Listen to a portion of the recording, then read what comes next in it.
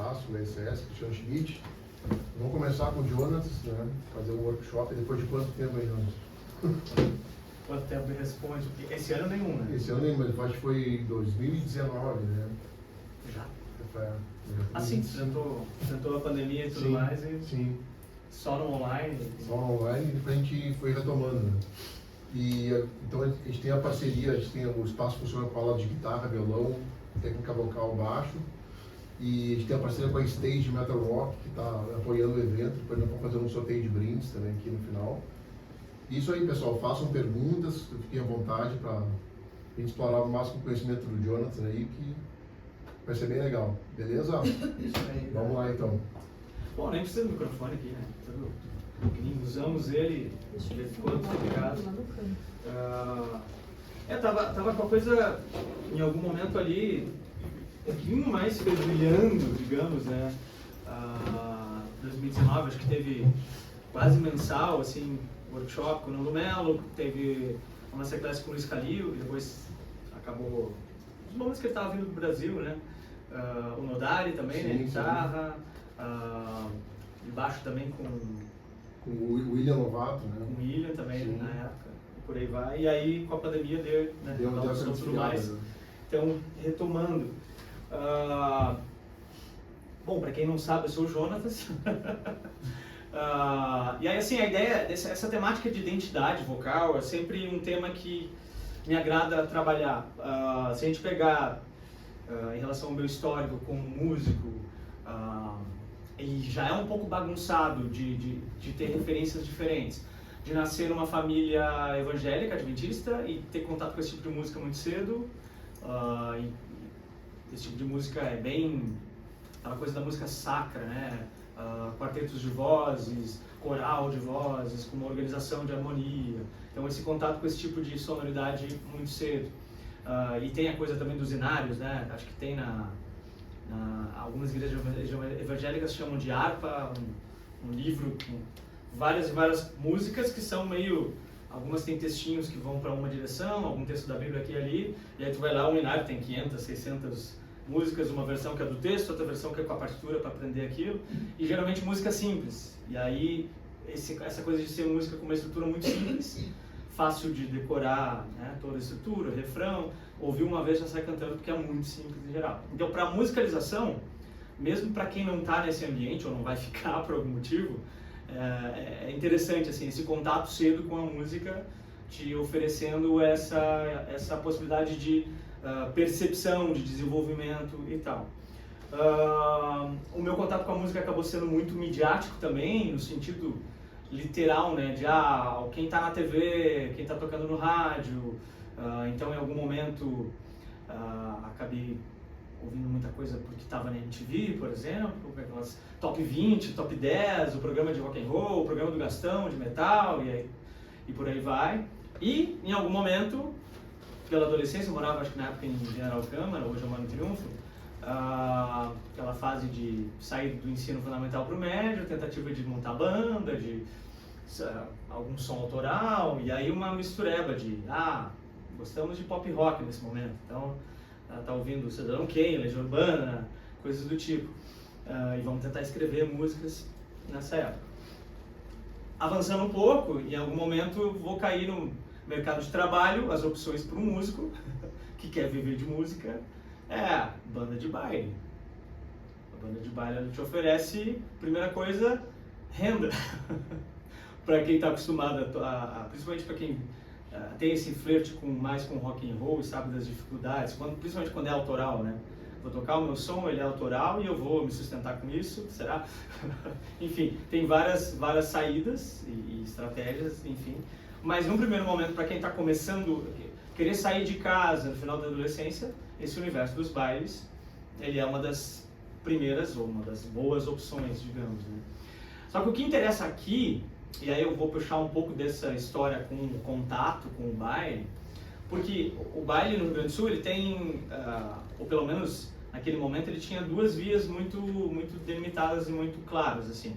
Uma que é um circuito de eventos, em que a gente vai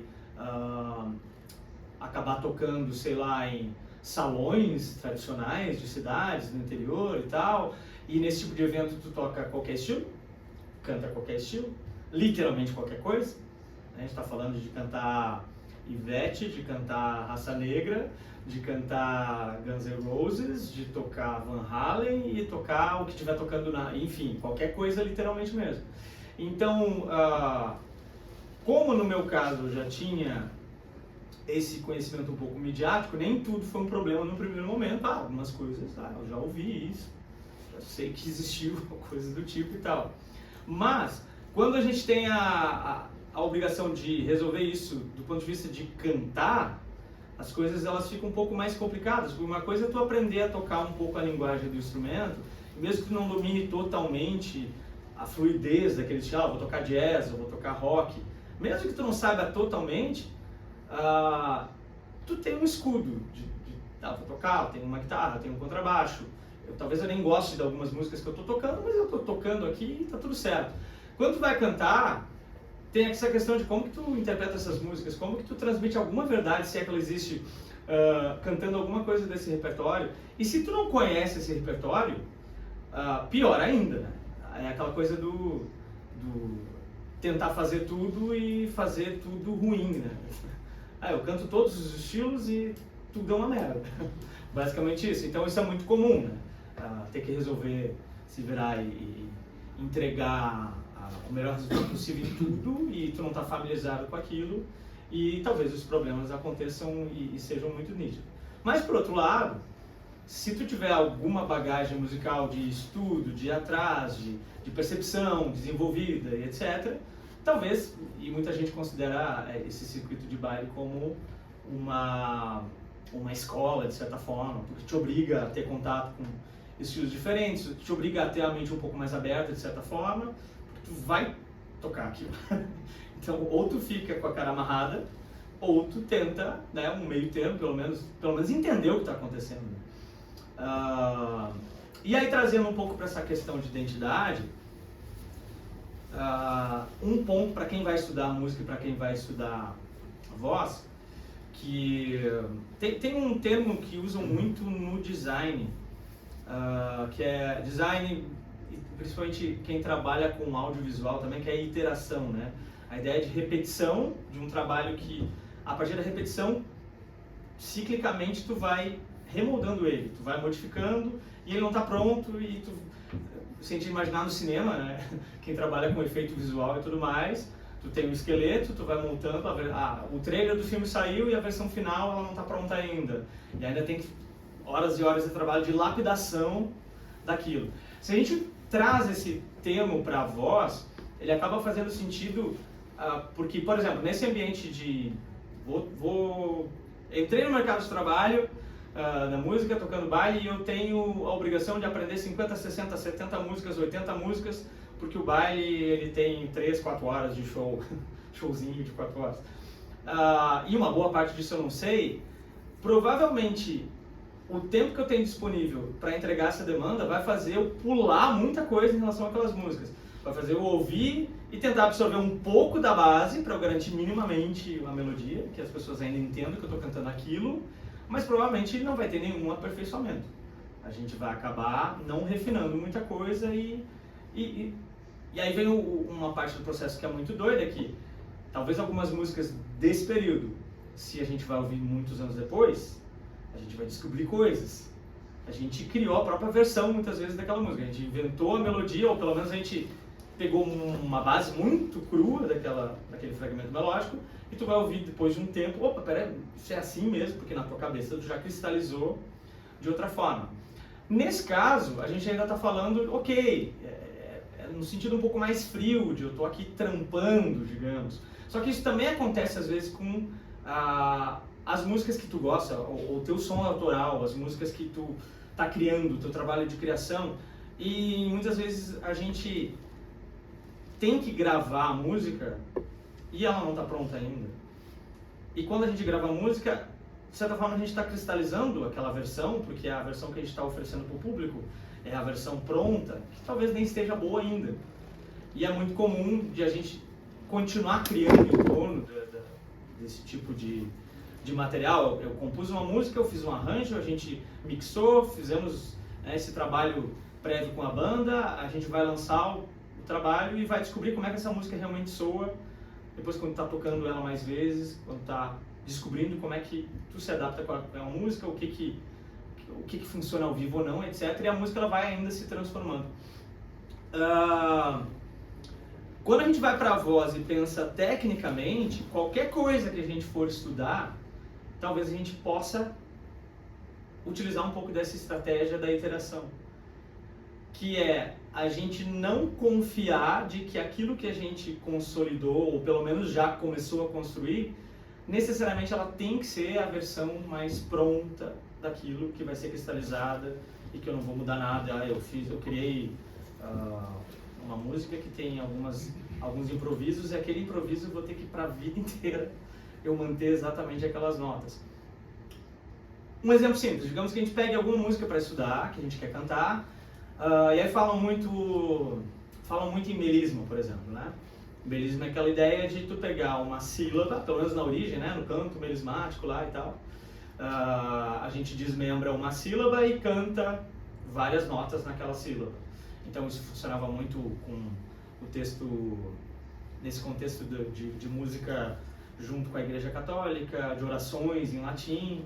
Então o texto da oração era sempre o mesmo. Em algum momento a gente enjoou de fazer o mesmo tipo de música para trazer essa liturgia, para essas cerimônias, e a gente começa a querer criar um pouco. E aí nessa criação a gente tem a história do canto melismático e tal. Então, exemplo de melisma, a gente tem aquela Gloria in excelsis Deo, Glória, é tudo uma sílaba só o Gló, que virou uma melodia nesse caso, que é fácil de entender porque as notas são lentas, elas são bem expostas. Só que na evolução, né, em algum momento, o termo melisma ele acaba sendo entendido um pouco mais sobre habilidade vocal com notas rápidas, etc. A gente vai ouvir, sei lá, música negra americana, rhythm and blues, soul music, etc., usando esse tipo de artifício de eu cantar uma palavra e naquela sílaba eu vou colocar um grupo maior de notas.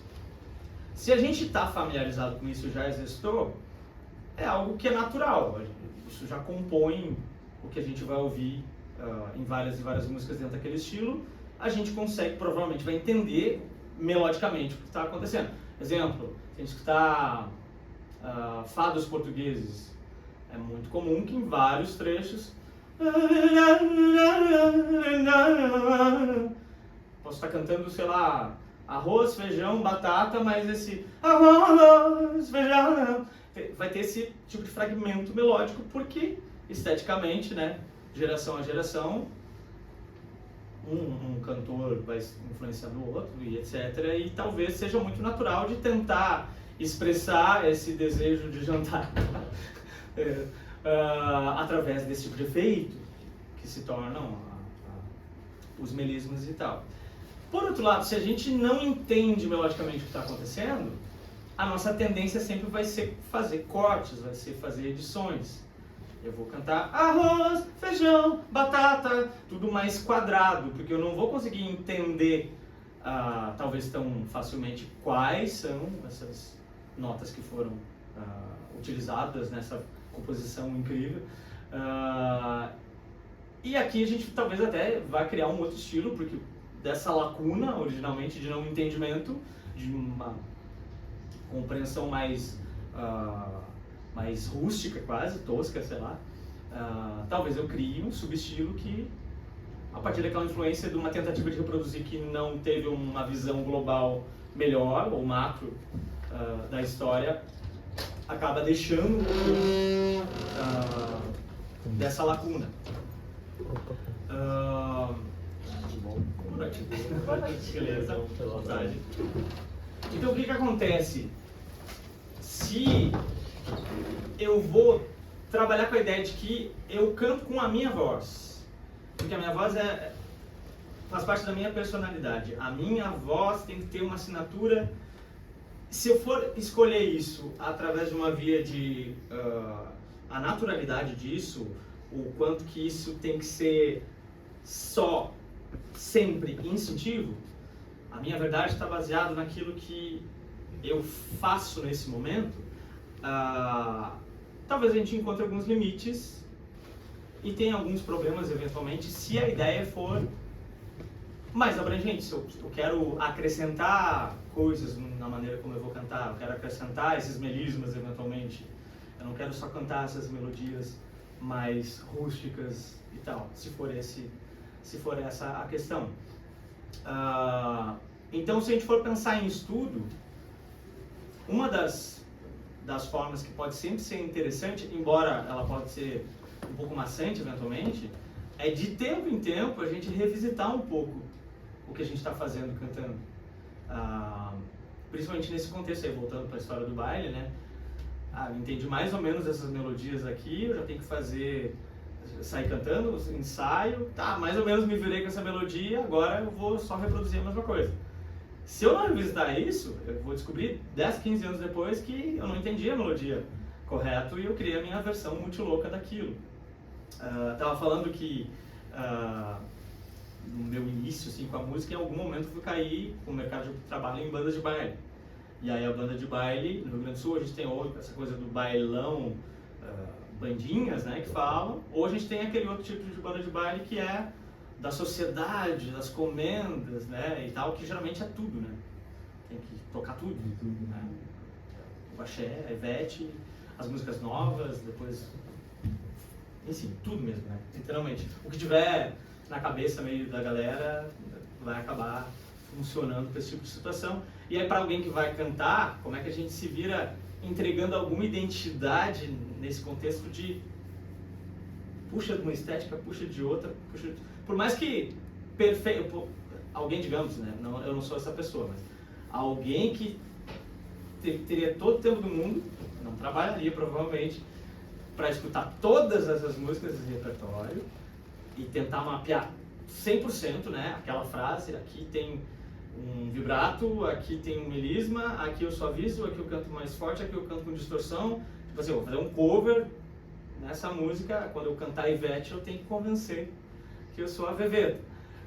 E assim vai, dificilmente a gente vai conseguir fazer isso em tudo.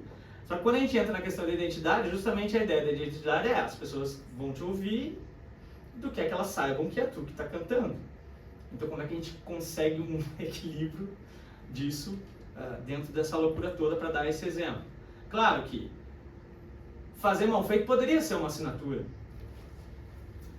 Eu entendi mais ou menos as músicas e essa é a minha identidade cantando. Tudo que eu for cantar vai ser meia boca e isso vira minha assinatura. Então, quem me conhece já sabe que vai ser meia boca, então consegue reconhecer isso com facilidade. Poderia ser, ok? E aí a gente vai indo para as questões de identidade com suspeitas de como que a voz funciona. Eu imagino que eu não consigo fazer algumas notas agudas porque talvez para o meu tipo de... é o meu biotipo e fisiologicamente eu devo ter alguma coisa diferente que é só comigo e mundo cruel e tal. Para a gente pensar na característica vocal de cada um, a gente vai ter que pelo menos entender um pouco do funcionamento da mecânica da voz como um todo. E aí a questão que é importante aqui é muito padrão. A gente tem pessoas diferentes, com tamanhos das estruturas laríngeas como um todo diferentes, mas que funcionam dentro do mesmo projeto. Então, na prática, acaba dependendo muito mais a sonoridade final da questão cultural, do teu desenvolvimento, a maneira como tu aprende a falar, o sotaque, né, o contexto de sotaque que tu tá, a influência da família, do idioma, etc., do que tanto de uma questão de poder ou não, porque meu corpo permite ou não. O que a gente diria assim, o que faz mais sentido? Quanto maior for essas estruturas, cartilagem tireoide, cartilagem cricoide embaixo, então a gente vai, uma pessoa que tem o pescoço muito alargado, um pescoço maior, a tendência, essa musculatura e essas cartilagens sendo maiores, de porte maior, a tendência é um acesso mais facilitado para a região mais grave. Verdade? E isso vai entrar um pouco no porquê da ideia de vozes femininas e vozes masculinas. Se a gente analisa fisicamente, né, a estrutura física feminino para o masculino comparando, em geral, é menor. Mas não é menor assim quando a gente analisa um ou outro. Aí vai depender. A gente vai tentar fazer uma estatística de grupo e chegar na conclusão. Em geral, isso pode ser uma verdade. Mas assim, por exemplo,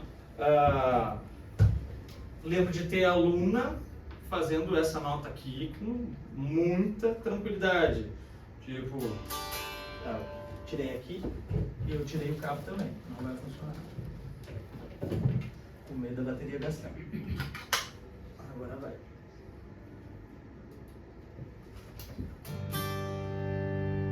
Então a gente tem um Lá aqui tem um Mi, e aí essa aluna muito tranquilamente chegava.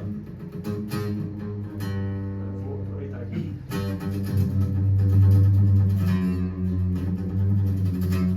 Então a gente está ouvindo uma voz, nesse caso, né? Ouvindo ela seria uma voz feminina. A gente está mais feminino, assim, por quê? Necessariamente. E aí, tá analisando ela, tinha 1,85 m, o pescoço era um pouco mais alongado. Faz sentido. Agora, acontece às vezes da gente ter essa estrutura que talvez se incline mais para isso, mas não ter talvez tanto a técnica para acessar essa região. Então não é uma garantia que quem é baixinho consiga cantar agudo, ou quem é a estrutura maior automaticamente seja um mestre dos graves e tem esse baixo profundo e etc. Quando a gente vai então para a coisa do timbre também, uma assinatura ou uma impressão digital da voz, esse termo é ótimo, adoram usar a voz, a sua impressão digital e tal. Muitas vezes a gente pensa num timbre como algo estático, o que é um problema, porque quando a gente escuta alguém falando ou cantando, a gente não está ouvindo um frame, entre aspas, disso, né? Um fragmento microsegundo, nanosegundo, e aí aquele segundo a gente entendeu que aquela voz, eu sei que é aquela pessoa. Pode acontecer? Pode, porque às vezes a gente está habituado a ouvir algumas gravações que a gente ouviu tantas vezes, colocar um segundo do Bruce Dickinson junto com a banda, a gente vai saber provavelmente que é ele. Mas em geral, se a gente fosse pegar aqui e fazer a mesma nota com o mesmo formato, gravasse e embaralhasse, talvez a gente não teria tanta facilidade assim de lembrar quem é que fez o quê, se a gente formatasse da mesma maneira a voz, né, para chegar naquela sonoridade. Então, quando a gente analisa o timbre, a gente acaba tendo que fazer uma certa colagem de alguns elementos que a gente está mais habituado a entregar de uma determinada maneira, que vão caracterizar essa voz. E quando a gente pensa em imitação também, né, comediantes imitando outros, normalmente é um pacote de coisas, né? Não é só uma vogal necessariamente, embora tenha algumas características que vão flertar um pouco mais com isso. Aí eu queria mostrar um videozinho pra gente pensar um pouco nessa coisa do timbre, das diferenças, se a gente fosse tentar explicar a diferença do timbre de uma pessoa para outra do ponto de vista da mecânica da voz. Claro que não é literalmente isso, porque aqui eu não vou usar um exemplo de ninguém cantando humano. Não tem nada a ver com inteligência artificial. Deixa eu passar pra cá de volta. A TV se desligou? É isso. Muito bem, voltaremos.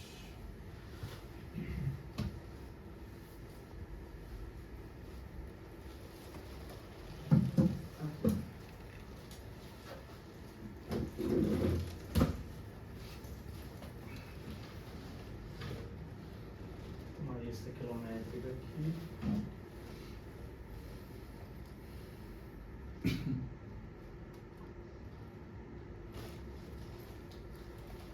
Esses dois videozinhos aqui. A imagem é bem horrível, tá? Mas vai dar para entender. Basicamente aqui a gente tem uma nota, uma frequência sendo emitida. Isso lembra muito essas cornetas de caixas de som e tal. E aqui tem um modelinho, um modelo de síntese de trato vocal.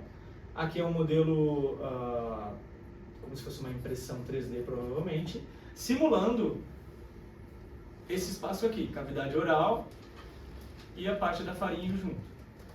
E aí a gente vai ver a consequência de a gente ouvir essa nota vibrando isoladamente e interagindo com essa modelagem, tá?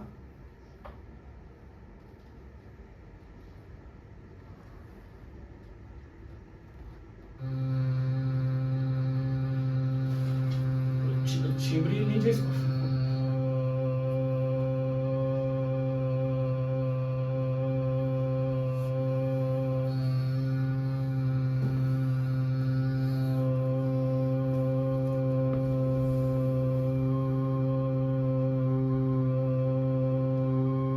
A gente nitidamente está ouvindo uma variação de duas vogais, né? O shape geral lembraria mais um O, mas aquele fechamento está escurecendo um pouquinho mais, lembrando mais um U.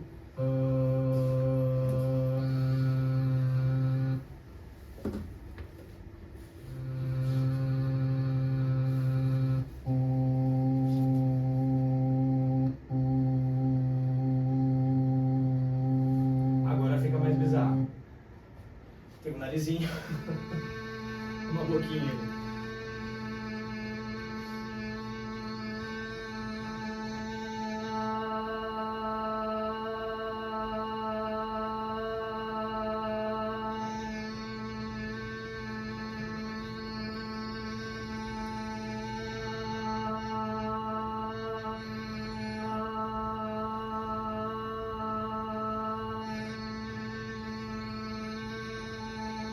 Mesmo com essa estrutura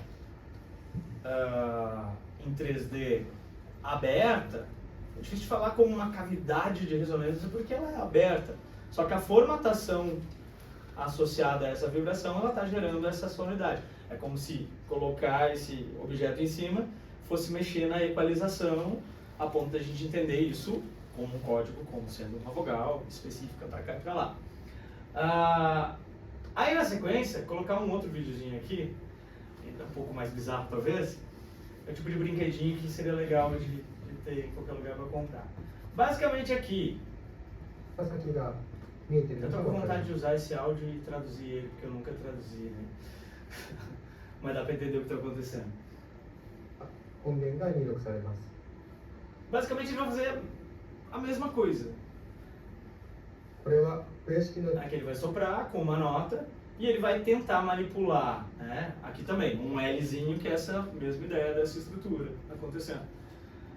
Dependendo da posição que tiver a língua, claro, tudo isso pode parecer óbvio, mas às vezes não é tão óbvio quando a gente vai aplicar isso cantando. A gente está tão acostumado a fazer as coisas no automático que não percebe essa possibilidade tão rica de plastificação do timbre, né? De modificação do timbre o tempo inteiro da voz. Ele tem uns times muito bons, demora muito tempo. Aqui o seguinte, também, a gente está vendo, né, essa simulação de língua. Aqui, apesar de essa estrutura estar junta, o que ele está simulando aqui, ao apertar essa parte de baixo, seria o funcionamento da epiglote. A glote, a voz, né, a prega vocal em si, as duas se fecham, vai ter o tamanho que elas estão, a compressão que elas estão para vibrar, etc. Só que a epiglote com aquela função de proteger a comida, o alimento vai para o lugar certo e não vai para o pulmão. Então a epiglote tem que vedar a glote para não, né, descer para o canal errado. Só que no que ela faz esse movimento, ela vai gerar um pouco de um apertinho, digamos, que vai modificar o timbre também. Então, por exemplo, quando a gente faz vogais com acento agudo, O, A, E, a epiglote ela está indo um pouco para trás para gerar esses sons. E às vezes um pouquinho também em cascata, a língua indo um pouquinho para trás, vai para lá, e a epiglote respondendo a isso. Então às vezes tem sonoridades que a gente vai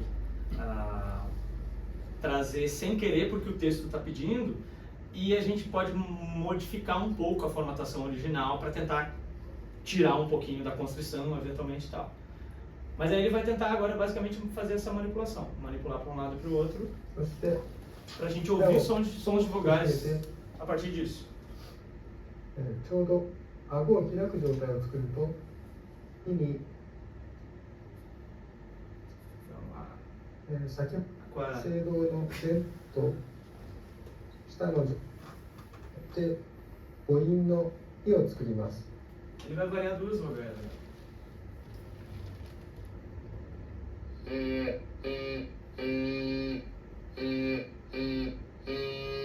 gente consegue entender que vogal é, nitidamente? 次に母音「い」よりも少しだけ Mudar para duas.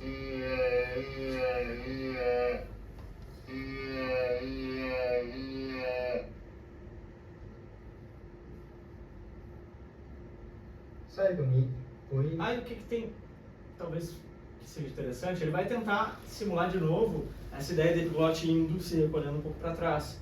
E ele vai gerar sons parecidos. があたりに、狭い箇所を作る。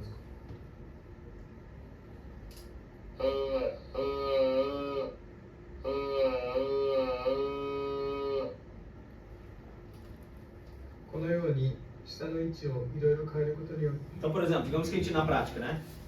Eu vou cantar uma nota aguda e eu vou fazer esse I natural, que a língua do fundo está subindo. Só que isso está muito constrito, principalmente se eu colocar uma nota em que eu esteja usando muita energia, muita pressão de ar. Então, digamos que eu faça I e eu queira volume. I, tudo vai ficar apertado. Então, talvez eu vou tentar esse segundo, esse I, e não em cima. Então, a língua ela tenta ficar um pouco mais para baixo para facilitar. De novo, quando a gente fala de identidade, eu poderia fazer esses dois sons, por que não posso fazer só porque eu estava acostumado a fazer aquele primeiro? Ah, não. Por exemplo, digamos que eu cante rock gaúcho e eu queira fazer, sei lá, tributo Charles Master. E eu queira enfatizar dentro da estética esse sotaque mais... E aí, qual é que é? Chalaça, tal, vai rolar, esquema. Então esse Charles Master saiu pela rua e eu vou trazer isso. Se eu for observar o que está acontecendo, é que eu estou usando quase os dois. É um pouquinho desse A-O, desses acentos agudos no meio dessas vogais. E a minha boca está um pouquinho fechada, a língua está querendo subir um pouquinho junto. Então, se isso for o meu natural, ok. Talvez eu não precisei pensar muito no que está acontecendo. Mas isso pode ser até analisado pelo oposto. Minha voz ela sai assim, só que eu não gosto do resultado. Eu nasci em Porto Alegre, eu falo assim com a galera e tal, e eu não consigo tirar essa sonoridade da minha voz. Mas eu quero! E aí, por que não tira se tu descobrir que tu pode tirar se a língua estiver mais para baixo e tu conseguir moldar um pouco diferente? Claro que eu faço isso meio na caricatura e eu entendo que o meu timbre não é muito distante disso, né? Que o sotaque ele tá carregado ali também. A gente acha que não, até os outros... Tu não é daqui, né? Só que não tá falando nem assim, né? Com outro sotaque. Enfim, essa ideia então de analisar um pouco do... Mesmo não sendo ninguém fazendo, a gente já consegue construir nesse padrão de desenhos, de formatos do trato vocal, ter essa compreensão de sonoridades, de fonemas praticamente, né? Se fosse codificar, para despertar um pouco desse raciocínio mesmo, a capacidade de moldar a voz para sonoridades diferentes e entender o timbre ou essa tua assinatura vocal também como um conjunto de coisas. E a gente pode lembrar também algumas vozes diferentes. Por exemplo, muita gente vai falar no Freddie Mercury como uma das maiores vozes, etc. e tal, né? E acho que tem coisas diferentes no mesmo pacote. Uma é a coisa do mito, a coisa artística, que é difícil de mensurar, não tem como colocar numa escala, é mais importante, é melhor, pela questão artística, do quanto que isso é representativo para cada um que se identifica, etc. Só que assim, tirando isso, quando a gente vai analisar o instrumento voz do Freddie Mercury e o tipo de modelagem que ele usava, não tem nada de outro mundo. Não significa que é ruim, pelo contrário, é bom pra caramba. Só que quando a gente vai analisar os padrões, Não, peraí, tem algo viável aqui, e às vezes até inviável que teria que modificar, etc. Só que aí quando a gente vai pensar nessa voz do Fred Mercury, não sei, talvez cada um vai ter uma lembrança e uma percepção diferente disso. Não sei se vocês conseguiriam expressar isso. Como que a voz do Fred Mercury é? Ela é mais aguda, ela é distorcida, não sei. Não sei se alguém arrisca. O que dá pra lembrar do timbre do Fred Mercury? O que me marca é a projeção dele. Projeção. Tem um volume muito grande de voz, né? Uhum. Pode ser. E aí é um bom gancho da ideia da projeção. Inclusive o nome do workshop é para brincar um pouco com isso. Porque é muito comum que a gente associe uma voz de impacto com o quanto que ela preenche o ambiente. Não que isso esteja errado, mas é talvez a primeira associação que a gente faça. Uma voz potente, eventualmente. Tal. Isso, vou dar um outro exemplo. O André Matos, por exemplo, do Angra, na época do Angra, né, quando apareceu saindo do Viper e tal. É uma voz que é muito para os agudos. Quando a gente vai analisar a voz do André no ambiente acústico, é uma voz pequena, pouco volume. Mas quando a gente vai ouvir as músicas e a entrega daquele timbre, uma voz mais cortante, a gente vai entrar numa ideia de que não, é uma voz que se expande mais, que ela tem um punch, etc. Né? E assim a gente vai, às vezes, descobrindo diferenças entre o resultado acústico e a impressão que a voz passa e como ela é feita no ambiente acústico. Um exemplo disso também, vozes distorcidas em geral, screams e tudo mais. No ambiente acústico, isso é muito pequeno, para dar certo, inclusive. Só que, quando a gente pensa, sei lá, tipo, vai ser pequenininho no ambiente acústico, mas no microfone, PA e tudo mais, isso vai se expandir e é agressivo. Então, essa sonoridade, ela naturalmente, ela chega com mais impacto e tal. Mas, pegando o Fred Mercury como exemplo, qual timbre do Fred Mercury a gente está falando quando lembra? Ou quais timbres? Porque se a gente pensar que é um conjunto de coisas, se a gente selecionar um e outro, a gente vai descobrindo padrões diferentes. Talvez exista uma unidade em todos eles, a gente a identifique, sim, mas ao mesmo tempo tem diferenças marcantes dependendo do que está sendo feito. E o que está sendo feito a essa altura do campeonato, em técnica, a gente cai já em catálogos, né? Aqui é distorção tal, aqui aqueles termos todos, aqui é voz mista, aqui é belting, aqui é clamp voice, aqui é crooner, enfim, meio que tentativas de nomear mais ou menos o ajuste que está sendo feito. Mas, por exemplo, a gente poderia pensar no mamá. Não é esse timbre que a gente, não que eu vou imitar necessariamente idêntico, né? Mas a gente vai ouvir essa voz que tem uma característica de não ser muito metálica nesse momento, de maior leveza, que a gente também vai ouvir talvez em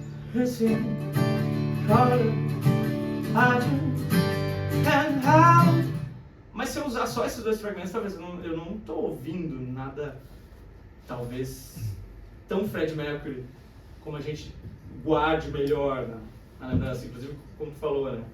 Essa voz com uma projeção. Nesse momento não parece que isso está acontecendo. E talvez não esteja acontecendo até pela intenção das músicas ser diferentes. Tem um outro Fred Mercury que tem uma voz distorcida. Adventure Seeker, né?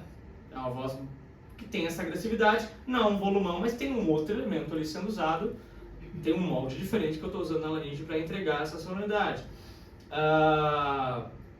Tem um Fred Mercury que canta com falsete, é um outro momento dessas músicas.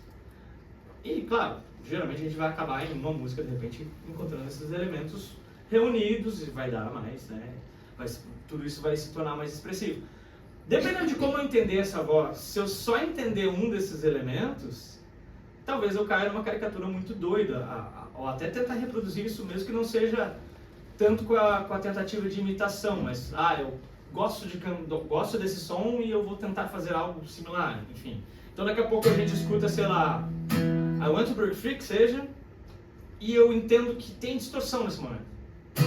Eu vou cantar I want to break free, I want to break free. Só que eu tô tão preso na ideia da distorção que eu tô exagerando que não tem distorção o tempo inteiro. Então, esse que é mais ou menos o ponto-chave para refletir um pouco, né? De ter fragmentos diferentes, ter momentos diferentes. Então, esse timbre, Fred Mercury, entre aspas, ele tem essa colcha de retalhos, né? de elementos. Que dá para fazer até algumas relações com outras vozes. Por exemplo, se a gente escutar aquele show, acho que foi 91, teve um primeiro tributo que eles fizeram com vários cantores pro Queen, se eu não me engano. 92, né? 92. E aí tem o Seal cantando Once and Forever, tem o Axl cantando Bohemian, enfim. E tem o George Michael cantando Somebody to Love. E se a gente parar para analisar com mais detalhe a voz em geral das músicas do George Michael, tem muita semelhança com a voz do Fred Mercury, mas não o tempo inteiro. Nos momentos em que a voz do Fred Mercury na interpretação está mais leve, tem muita similaridade com a voz do George Michael. Wake me up before you go. Não é um wake me up, não tem esse metal, esse ataque. Mas se a gente ouvir, sei lá, I see eternal and watch your light, que tem esse momento de maior leveza, tem uma similaridade aqui. Enfim, dessas similaridades, claro, a gente vai cair nas caixinhas já, quando vai estudar a técnica vocal, caindo nesses termos. Essa voz leve, talvez alguns chamem de voz mista, porque ela não é um falsete, mas ela não tem talvez o punch do que chamam de voz de peito, etc. E a gente vai notar essa similaridade em vários estilos diferentes. Talvez a gente discute um pagodeiro cantando, entre aspas, um Péricles é ótimo. E a voz esteja entregando essa leveza também. Não que o timbre lembre necessariamente estar cantando em outro idioma. Inclusive tem, até usaram com inteligência artificial o Péricles cantando o Bruce Dickinson, ficou muito bom. Não tem limite. O chapelão liminho cantando Iron Maiden. Mas assim, essa voz, eu nem sei nenhuma música do Péricles, né? Mas assim, digamos que eu vou cantar alguma coisa e eu tente essa leveza e quando eu for começar a cantar, eu não vou mudar nada do que eu estou fazendo falando. Que é muito, entrega, mas é quase cultural, né? A gente está aqui descompromissado, tomando shopping, não sei o quê.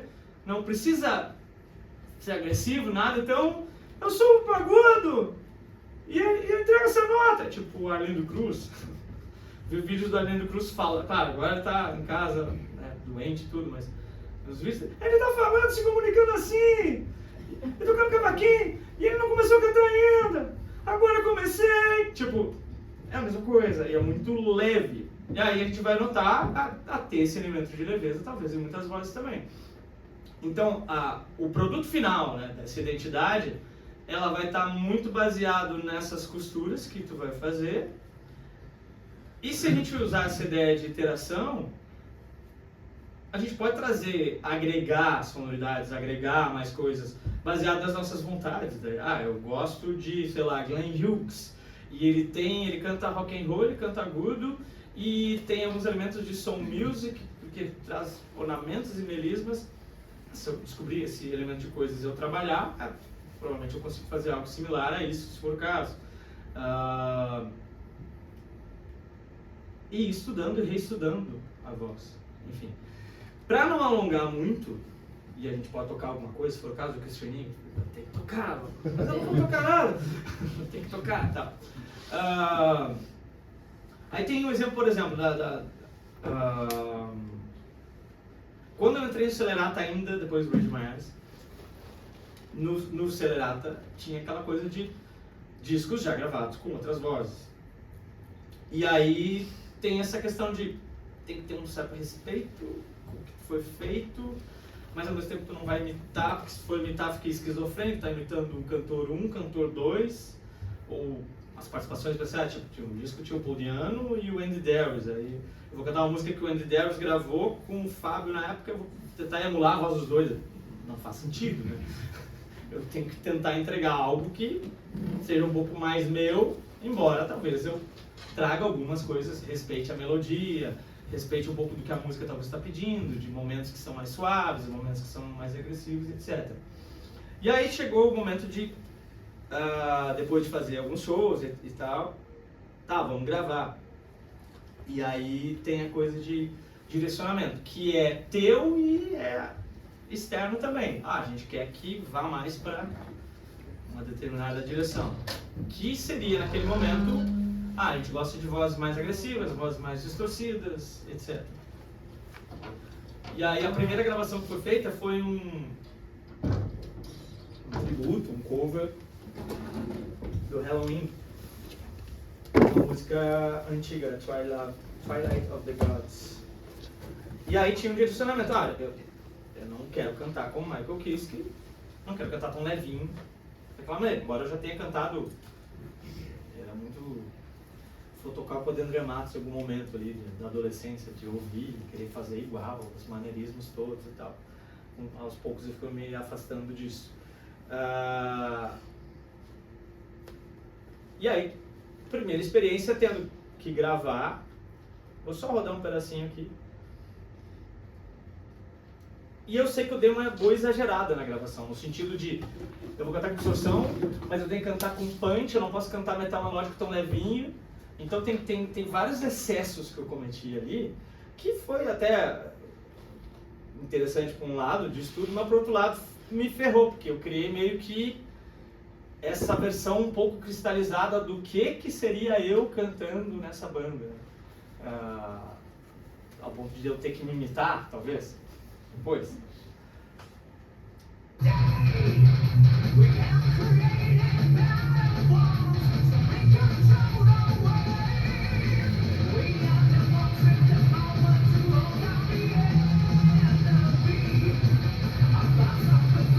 Não tem distorção o tempo inteiro.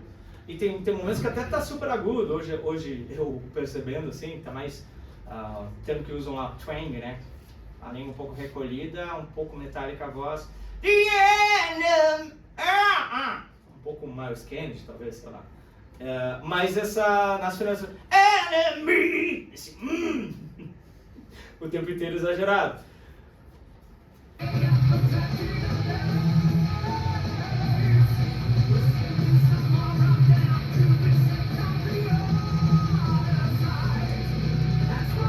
Side, side! A ideia de uma projeção, um pouco mais de volume e tal.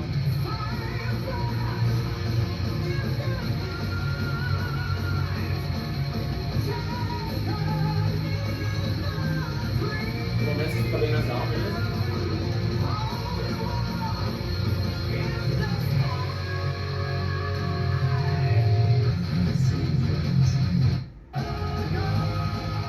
Aqui é mais expansivo, mais fácil. Perto.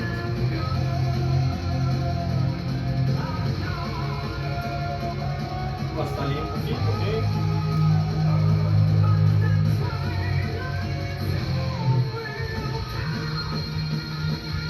Ok, um exercício. E foi nos ensaios também uma tentativa, assim, para que lado vai. Eu não quero, cara, fire flash in the sky, just não quero cantar tão médiozinho assim. Embora eu cantei um pouco twang, que lembra de certa forma isso, mas tentando mais espaço, tentando ser uma voz mais forte.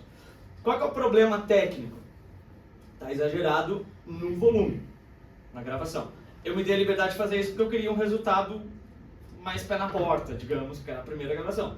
Mas como modelo, assim, eu vou manter isso e eu vou cantar ao vivo assim, tá fudido. Não vai rolar dessa maneira. É inviável. E aí é um ponto técnico que a gente pode aproveitar assim pro geral. Não sei em que estágio cada um tá, etc. Né? Dessa questão, o que tem que cantar, como é que tem que se virar, como é que tá o repertório, se o repertório tá tranquilo, se tem que mudar tom, enfim. Mas assim, tecnicamente, um dos grandes problemas que é muito padrão, em algum momento provavelmente todo mundo vai cair, é excesso de pressão de ar. não é muito compatível com a maior parte dos efeitos que a gente acaba usando em voz, em música popular em geral. Agudo precisa de pressão de ar? Parcialmente sim, se tu quiser uma voz que entregue uma certa intensidade, mas tu pode fazer isso de uma maneira controlada a ponto de nivelar o fluxo de saída.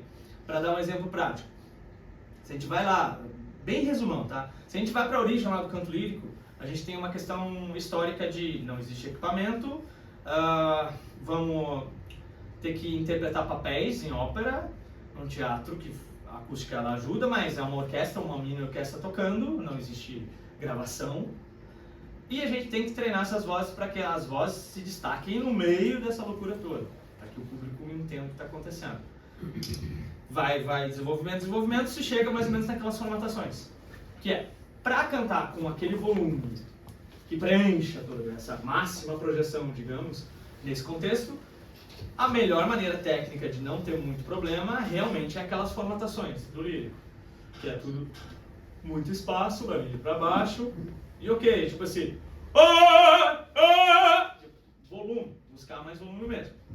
Só que quando a gente vai cantar música popular, geralmente a gente quer sonoridades que tem mais, né, vão ter mais relação com a comunicação, a voz falada, essas emoções que a gente passa e quer comunicar, que talvez não tenham esse formato, né, mais exagerado, embora tenha muitas nuances no lírico também. Né? Então, na prática, hoje em dia, do ponto de vista técnico, já é praticamente consenso de que a melhor maneira de cantar com essa intensidade sempre é não só usar apoio diafragmático no sentido de compressão abdominal, mas mesmo quando usar isso buscando esse volume, fazer isso segurando a respiração em simultâneo. Porque se segurar a respiração em simultâneo, limita o fluxo de saída. Assim, esse fluxo de saída limitado provavelmente não vai ocasionar uma saturação dessa pressão. Então, por exemplo, digamos que eu estou cantando esse fire flash, assim, desse jeito. Se eu colocar mais pressão de ar nisso, ferrou. Está tudo muito sem espaço. E isso explica o timbre, esse espaço diminuído está agudizando. Eu posso não querer isso, mas se eu fizer assim vai sair esse resultado. Não é compatível com pressão de ar excessivo. Mas é agudo e tem esse punch. Tá, então pelo menos a gente vai comprimir, pensa na parte de baixo do abdômen está comprimido, e sem incentivo todo mundo falaria mais forte com esses golpes, né, de compressão abdominal. Mas, tecnicamente, isso aí é um ponto bem de base, assim, mas que é legal, que todo mundo pode testar depois com o repertório, exercitar da seguinte maneira: antecipar essa ação. Vai cantar uma nota aguda que tem intensidade, antecipa, respira, segura a respiração e comprime o abdômen antes, se é necessário. Digamos que sejam coisas banaizinhas, assim, tipo, sei lá, Jota Quest, o amor é o calor que aquece a alma. Mas, talvez eu tenha um pouco de dificuldade, eu não consiga fazer esse agudo, ou eu faça o amor, tipo, comprimir o abdômen, calma. Aí tu vai ouvir o flauzinho, é o calor que aquece, tudo menor. Então seria, eu estou comprimindo o abdômen, mas segura a respiração, é como se fosse mergulhar antes de cantar. Então, tá segurando. Então, se eu fosse falar como eu cantaria essas notas agudas, a minha voz ela ficaria mais comprimida, mas com esse volume mais nivelado. Tem uma certa intensidade, mas é longe daquele exagero. E isso vai diminuir qualquer possibilidade de fadiga automática. Porque um grande problema é, primeiro, eu nem estou usando o microfone aqui, mas se eu fosse cantar com aquele volume todo, eu teria que tirar o microfone. Se ficar aqui vai saturar, não faz sentido. Então, por que tu não diminui o volume exagerado da tua voz para conseguir cantar com facilidade no microfone também? Então, esse ponto seria bem chave, assim, no geral. Tem alguma nota aguda que tu quer trazer intensidade na interpretação, sempre é bem-vindo trabalhar com antecipação. Um exemplo, vocalize bem simplão assim, mas tipo, go! O primeiro fonema pode ser uma vogal, se for wow! A forma dele está pronta e eu já segurei a respiração antes. porque é muito comum que eu vou pegar músicas e eu consigo cantar, eu sei cantar, eu entendo a melodia, mas talvez as tônicas do texto eu acabe sempre só gerando essa compressão. Então o cara tá no... O amor é o calor, sempre assim, empurra. E aí tu vai cansar muito rápido, tem um desgaste gigante, e tu vai somando depois várias músicas, mantendo essa mesma postura, e o bicho pega. E aí quando a gente volta para encerrar assim, com essa coisa de identidade, tem o que é identidade no sentido do teu instinto e aquilo que tu tá habituado a entregar, só que a essa altura do campeonato é difícil a gente brigar com a física. Então, por mais que essa seja a tua identidade latente, tu precise cantar com esses impulsos, tu vai ter problema. Então, se tu quiser assinar embaixo que é por tua conta, ok. Aí cada um vai entender como é que consegue jogar, como eu fiz aqui também, na gravação tá exagerado. Eu assumi isso naquele momento. Algumas notas estavam muito exageradas e tal, e depois para cantar ao vivo, eu tinha que voltar, segurar, mudar essa base técnica. Um conceito daí para finalizando, e talvez a gente escolha alguma música, não sei, olhando para o Cristianinho, também em relação a referências visuais, né? Por exemplo, que é a história do zoom in e o zoom out, né? Quando a gente pega uma imagem, a gente quer ver detalhes daquela imagem, a gente vai acabar dando zoom para ver se a resolução talvez aumente. Isso eu lembro do Google Earth, né? Google Earth, o mapa está aqui, eu vou aumentando, eu vou ver detalhes que naquela imagem inicial eu não via. E com a voz acontece um pouco da mesma coisa. Em termos de formato de estudo, por exemplo, eu sei a música, eu já entendi a melodia e eu canto a música. Eu vou estudar a música, aí eu canto a música do início ao fim. Deu, estudei a música. Eu vou ter que repetir a música, eu acho que não deu, vou repetir. Repete, música do início ao fim. Tu nunca está colocando esse zoom, né? Tu não está focando em um momento específico que tu quer trabalhar para que tu amplie um pouco mais, né, o teu entendimento até do que está acontecendo, etc. Ou trabalhar uma base técnica, eu não estou respirando bem naquela parte, vamos selecionar aquela parte então, organizou como é que tu vai respirar naquele momento, ou a formatação que está usando, eu estou cantando e daqui a pouco eu mudei o timbre e a língua subiu, mas eu não queria isso naquele momento, eu vou ter que observar o que está acontecendo, eu vou ter que selecionar aquele momento para eu trabalhar essa alteração naquele momento, para depois voltar e fazer essa colagem. Então, é um problema comum, às vezes, que a gente identifica também em aula, a necessidade de tentar resolver artisticamente do início ao fim as músicas. Então, é como se eu fosse pegar, sei lá, vou aprender a tocar guitarra e eu mal peguei na tablatura o desenho e eu quero concluir tudo aquele solo. Não vai rolar. Pega o metrônomo, diminui o metrônomo, limpa as frases. Então, com a voz acontece a mesma coisa, um instrumento como qualquer outro. A diferença é que o vocalista geralmente é mais malandro, a gente já quer entregar, a gente já quer cantar, a gente sai cantando, a gente pega o violão e sai tocando. Então, o que é válido também, né? Vai se bitolar só, eu preciso estudar. Mas se a gente junta esse conceito da iteração, considerando que eu posso ter me permitido cantar qualquer coisa, mas não significa que eu não possa revisitar e adaptar aquela música para eu melhorar coisas e etc. E esse é um processo meio que eterno. Eu posso lidar com as duas coisas de uma maneira tranquila. Também não vou me bitolar a ponto de eu achar que nada está pronto, porque senão eu nunca começo, eu nunca faço nada. Mas não significa que de vez em quando ele seleciona, daqui a pouco o repertório é longo, dá uma outra aqui, dá uma vidinha, a letra que tu não decorou, e por aí vai, né? Algumas coisinhas, porque a gente vai se acostumando, a gente vai entregando e tudo fica meio embolado. E é um momento sempre bom de dar essa selecionada e tal em fragmentos do repertório. Acho que basicamente essa ideia, assim. E do ponto de vista de identidade, fica bem claro a relação do instrumento, né? Uma coisa é como que tu usa o instrumento. A gente é o instrumentista dentro do instrumento. Mas a gente tem essa capacidade de classificar a voz, se for o desejo de mudar timbre, de mudar sonoridades.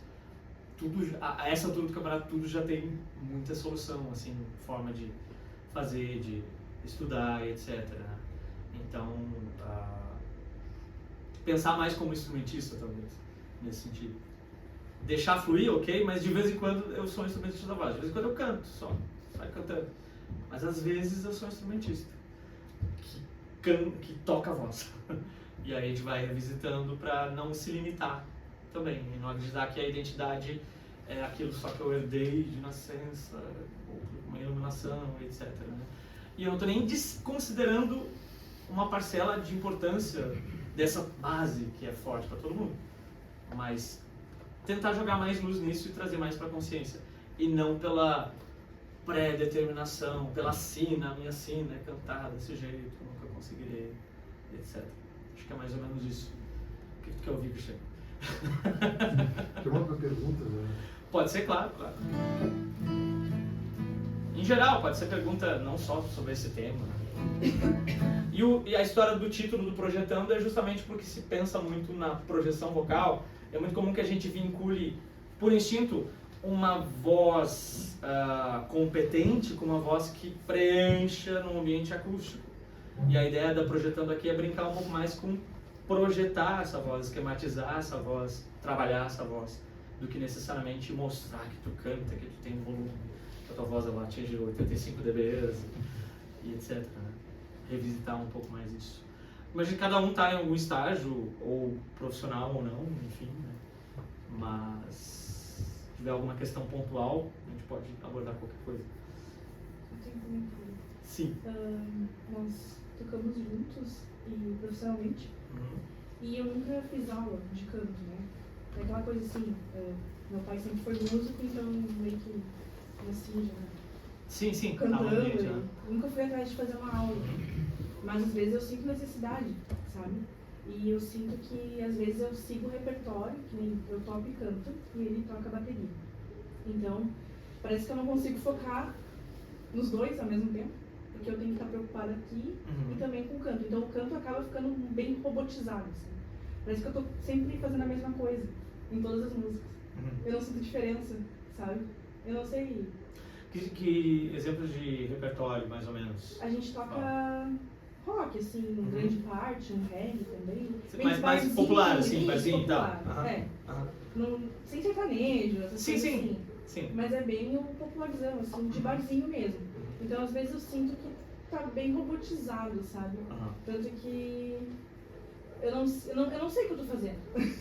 Eu tô cantando e é automático, sabe? Te dar um exemplo comigo, assim, algo similar, né? Até algum momento eu estava tocando num lugar em Montenegro chamado Chopin House, que é um restaurante, comida alemã, né? E é aquela coisa de a galera tá comendo. Não tem necessariamente que ter uma grande interação, assim. Exato. Meu show, muito obrigado, cala a boca, toca aí. A música eu vejo. É menos, né? Inclusive o cara, um dos donos da mulher dele, que era a dona há mais tempo, depois ele casou com ela e ficou sócio, ele sempre queria essa coisa, nossa, aqui o Schopenhauer, show, vou descer e tal.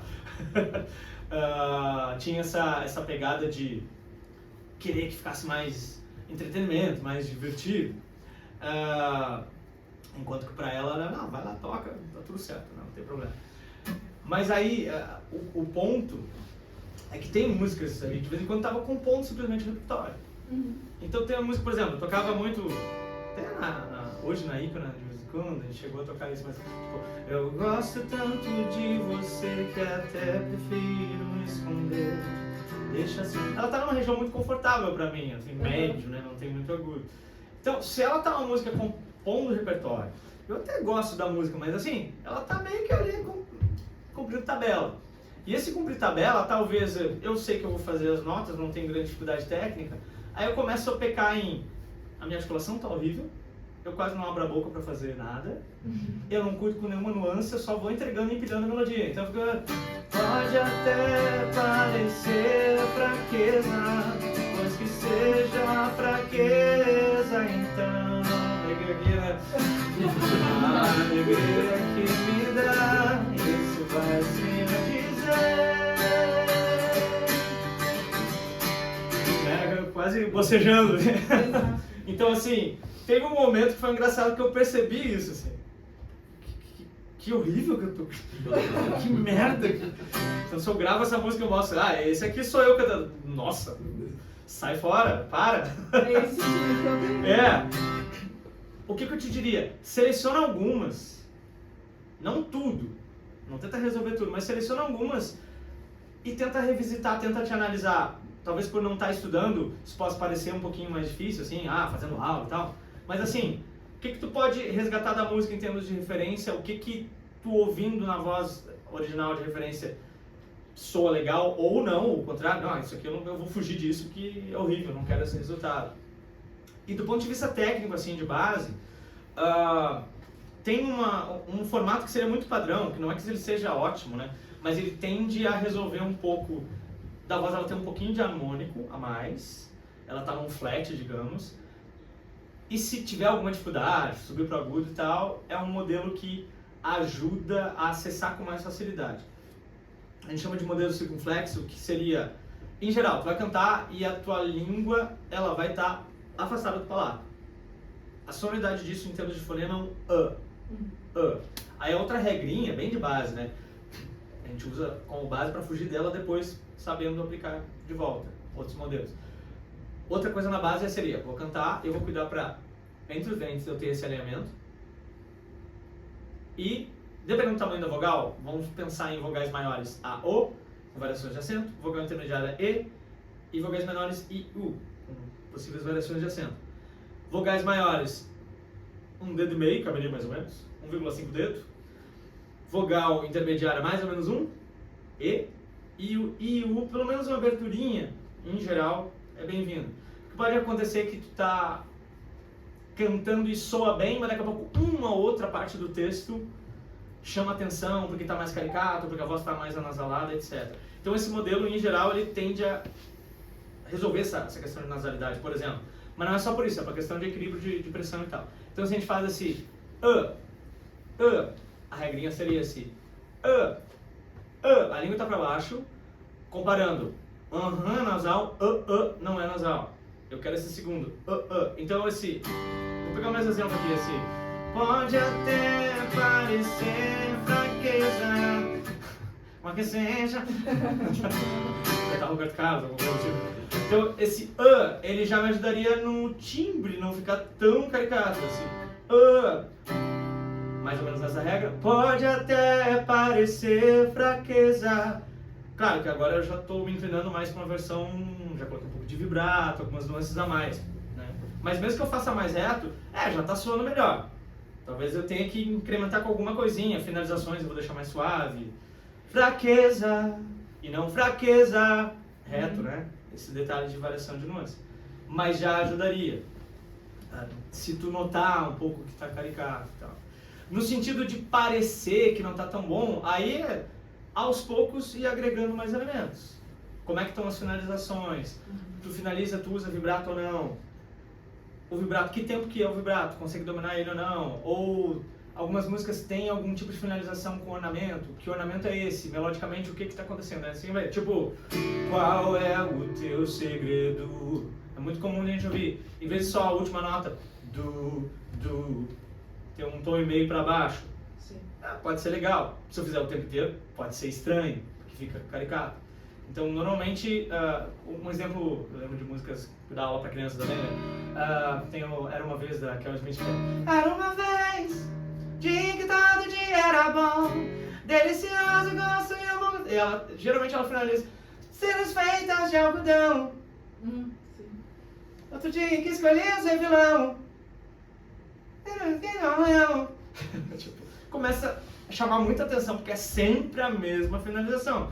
Então, se tu alternar, por mais que seja, tu não faça nada mirabolante, mas às vezes cuidar, daqui a pouco vira um maneirismo e começa a chamar mais atenção do que o contexto, do que a letra, o fato de tu reproduzir sempre igual a mesma coisa. Claro, tem alguns estilos que são mais permissivos com isso. Por exemplo, o sertanejo, hoje, ele não tem muita preocupação com interpretação de variação, assim, nuances. Às vezes tem uma ênfase no texto, aquela coisa da mulherada cantando, duplas, não sei o quê, mas tipo, se a gente pega meio voz masculina, o tempo inteiro um vibrato marcado E é aquilo ali, né? Que vamos empilhar texto, cantar qualquer coisa com aquela mesma sonoridade e talvez fosse bem-vindo, eventualmente, aplicar algumas variações, assim, colocar mais nuances, né? Mas revisitar. Se tu pegar material também, assim, por conta própria, tem muita coisa legal que tu vai, talvez, conseguir filtrar. O único cuidado cuida se estiverem te dizendo muito pra, por exemplo, belting clássico, aquela coisa da Chiquinha. Ué!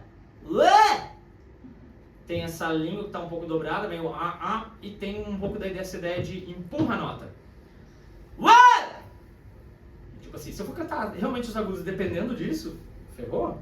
Eu posso usar pontualmente, mas eu não vou usar, o belting ele vai resolver os seus problemas com os agudos e usa essa técnica e tal. Claro, o belting hoje é uma escola de canto que trabalha tudo que as outras também trabalham com outros nomes, mas originalmente o som do belting é essa voz metálica, de Celine Dion, um agudo, e por aí vai, né? Então é mais ou menos esse caminho assim de revisitar. E um outro ponto só para fechar, voz é instrumento, violão é instrumento. Voz e violão é outro instrumento. Então consolida a parte, trabalha bastante o outro a parte e vai trabalhando a junção disso. Mas é um terceiro. Porque tem uma interação, tipo, vou tocar...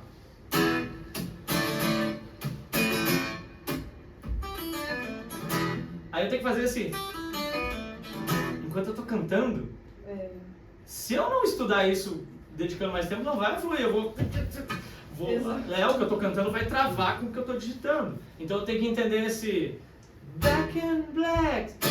Depois do Back in Black vai ter o tarará, né? Back in Black, I hear the sax, I've been too long, I'm glad to be back.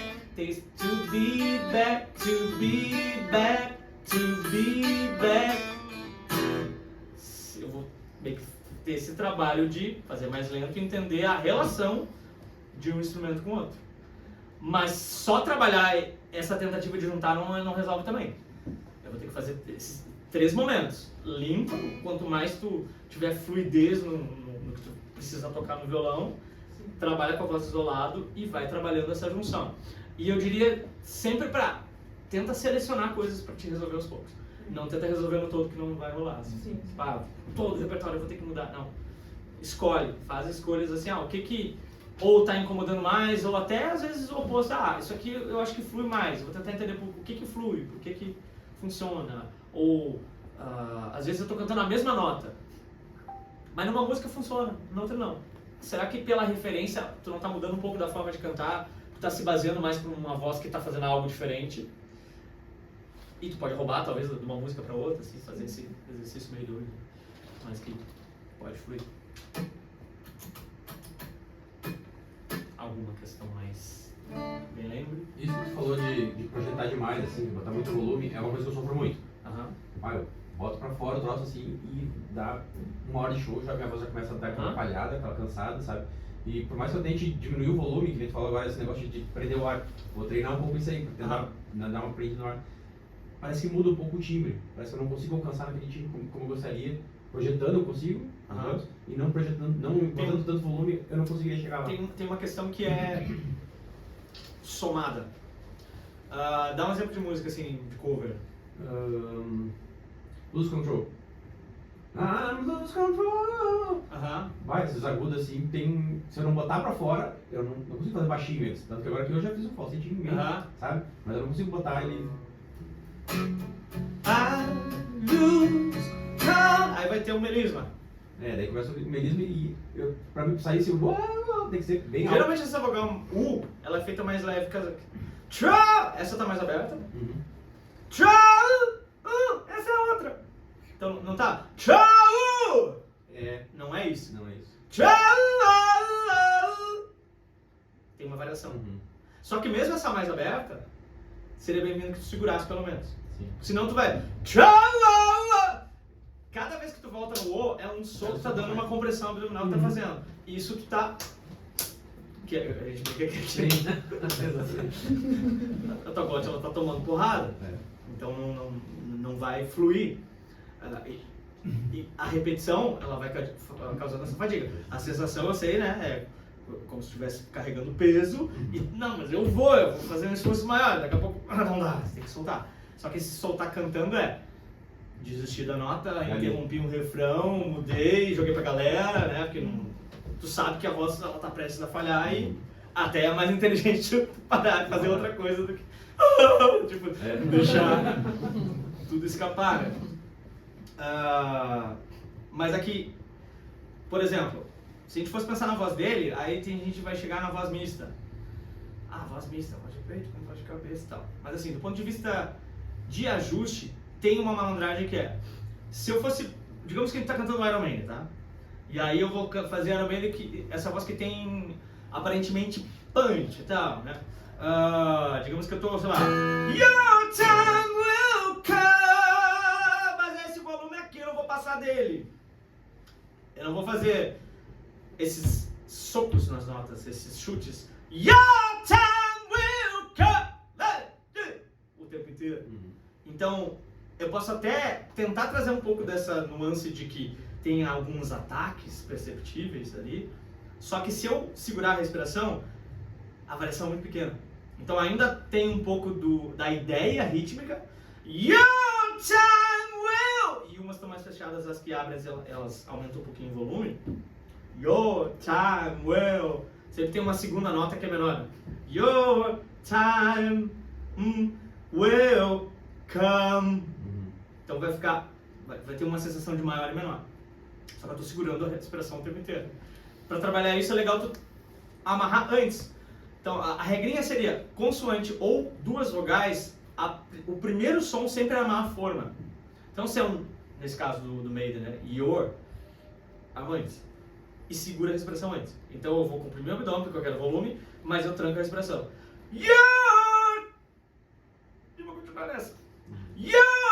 Outra questão para juntar, sempre quando tu fizer isso, tu comprimir o abdômen e tá segurando a respiração, o plexo solar vai saltar. Aí é um indicativo se tá certo ou não. Nessa ideia de controle, controlar mais a pressão. Sempre que eu comprimir o abdômen e segurar a respiração junto, aqui salta. Então a ideia é, tenta encontrar isso antes da nota. Your time! Vai continuar, porque o mesmo parâmetro eu tô usando, né, de controle de respiração. Your time will come! Aí o que tem a mais alguns momentos eu coloquei vibrato. Entendeu? Só esse ponto. Só que aí, nesse caso, também tem um ajuste laríngeo de um pouquinho mais de carga muscular, que a gente consegue exercitar com staccato. Tá mais firme, tem mais metal na voz, mesmo sem volume. Se eu não fizer isso, com essa carga muscular na laringe, aí talvez dê um problema. Talvez a gente só consiga fazer essa voz ficar forte. Digamos que a tua voz fala assim, Your time! Ela tá mais leve, tu quer aquele timbre com intensidade. Ou tu coloca mais pressão, ou tu coloca mais carga muscular na laringe. O problema é que o segundo é mais cansativo. Sim. É esse, Your! Se eu colocar mais pressão, aí é o Péricles virando Bruce Dixon. Your time! Realmente, chega um momento que a glote ela vai colar e vai aparecer esse metal no timbre a mais. Mas não é a melhor estratégia, em geral. Né? Geralmente isso acontece se tu tiver com a... Eu posso dar um exemplo que eu uso de vez em quando. A voz está tão cansada que se eu cantar muito leve, a glote ela não cola, ela começa a distorcer. Aí, às vezes, nessa situação, principalmente se eu já sei que é o último show da semana, etc. Aí talvez eu vou dar uma exagerada para tentar uma voz mais limpa, porque talvez esteticamente fique mais legal. Embora eu também possa brincar e deixar a voz mais distorcida. Para dar um exemplo dessa voz distorcida, eu canto Simple the Best, às vezes na Icona, e a voz super distorcida da Tina Turner, né? Geralmente com a voz cansada é mais fácil de cantar música, porque sem muito esforço a prega vocal não está 100% fechada e abrir parcialmente, como tem duas cartilagens lá no fundo, vai acabar distorcendo. Então daqui a pouco nem aquecer muito a voz e a tendência, claro, agora a voz está mais aquecida, tem que forjar isso, mas assim, call you when I need you, my heart's on fire. Tem pouco espaço, eu tô apertando um pouquinho aqui, só que não tem muita pressão de ar. Mas a glote lá, naturalmente, a glote já tá um pouquinho mais aberta, como se a pessoa tivesse algum problema. Não tá muito legal, frio, inverno gaúcho. E aí,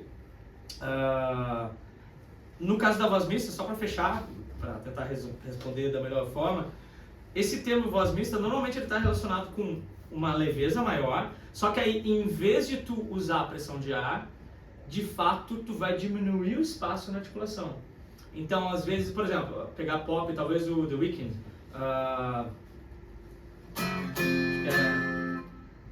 I can't sleep until I feel your touch. É meio que essa sonoridade que tá. Só que cantando a gente meio que não dá tanta bola. Talvez falando, não sei, fiquei meio manezinho. I've been trying to call, I've been on my own for long enough. Eu tô usando mais ou menos uma voz falada, mas sei lá, se fosse cantar em português é meio Caetano Veloso. Né, tipo, basta de te ver ao sol. É meio que a voz mista do Caetano Veloso, ele tá falando sem falsete, só que não tem essa ideia de gosto de te ver ao sol. Tipo, não sei, um gauchão, né? Ver ao sol, não sei. Então, talvez nessa música, esse elemento de voz mista pudesse ser uma ideia de tirar o excesso também. Porque no pop tem muito, vai ouvir muitas e muitas vozes no pop com esse timbre um pouco mais leve. Tipo, sei lá, I wish that I could fly, I want to get away. Eu não vou cantar I want to get away. Não precisaria, né? Pela estética original, parece que a música não tá pedindo, a música tá mais manzinha ali, né? Ela tá curtindo no groove. I want to get away. O que eu tô fazendo aqui diferente? Não tem tanta abertura, a boca tá mais... Como se a gente pudesse imaginar assim, 3 formatos. Um som mais um desenho mais ovalado, digamos, ou um mais escuro. Um quadrado, que é esse que eu falei, mais ou menos um quadrado. E um retângulo mais chapadinho nesses sons mais agudos. I want to... Tá meio rindo. Por isso que fecha tanto bem com o pagode isso, porque a galera tá... To get away, o Vagninho. Quando briga comigo, não solto. Tipo, é tudo assim, é tudo tranquilo, lindinho. Então esse shape tem a ver, e a posição da língua também. Para trabalhar essa voz mista, digamos, que é o termo comum que usam, tu pode treinar com N's. Em inglês eles usam muito o NG, tipo, gerúndio going, aí esse NG vira A, ou qualquer outro som que tu tá fazendo baseado nesse mesmo padrão de articulação, que talvez é meio menos, sem te analisar o sotaque aqui, sempre fica meio de uma, talvez, falando. Não temos uma meta, mas quando atingirmos a meta, nós dobraremos a meta. Esse então esse, por exemplo, eu vou tentar não lembrar do Lenny, né, mas I want to get away, o tempo inteiro. Então esse, acho que aqui, I lose, no início talvez não, mas no agudo sim.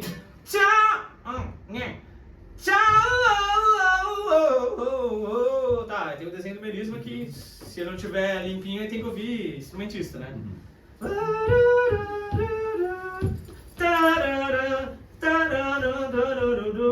Acho que é isso.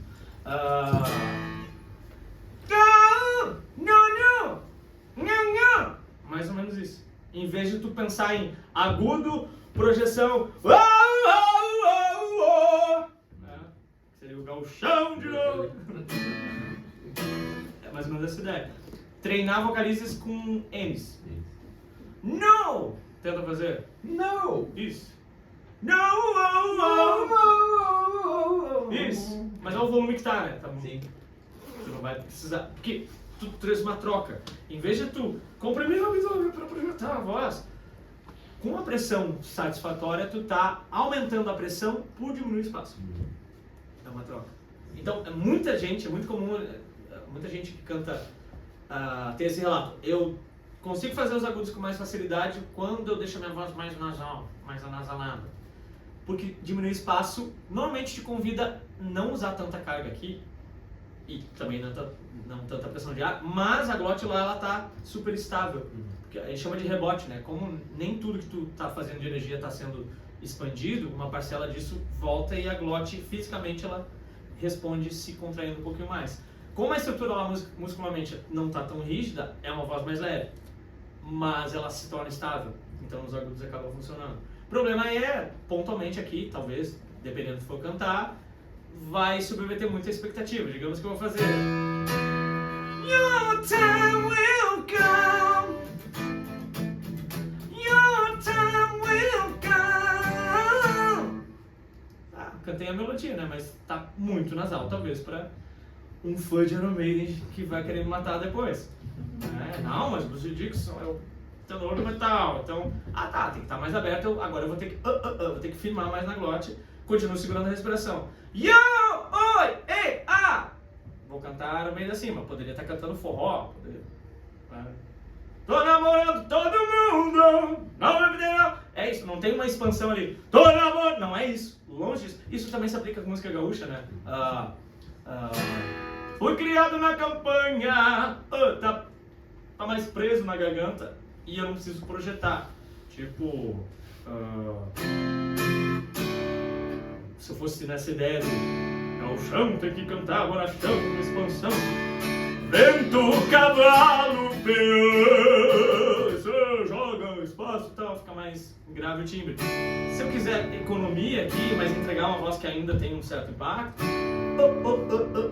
esse de base e esses estacatinhos me ajudam a afirmar mais. Então esse vento, cavalo, peão ficou muito mais controlado, mas não muda totalmente a estética. Vento, cavalo, peão. Talvez não vai dar. Não vai dar certo. Fica um pouco estranho. Enfim. A não ser que fosse o Cleiton aquele dia. Uma nova proposta. Mas daí não é tradicionalista, né? Aí ok, joga mais pro pop, né? É isso.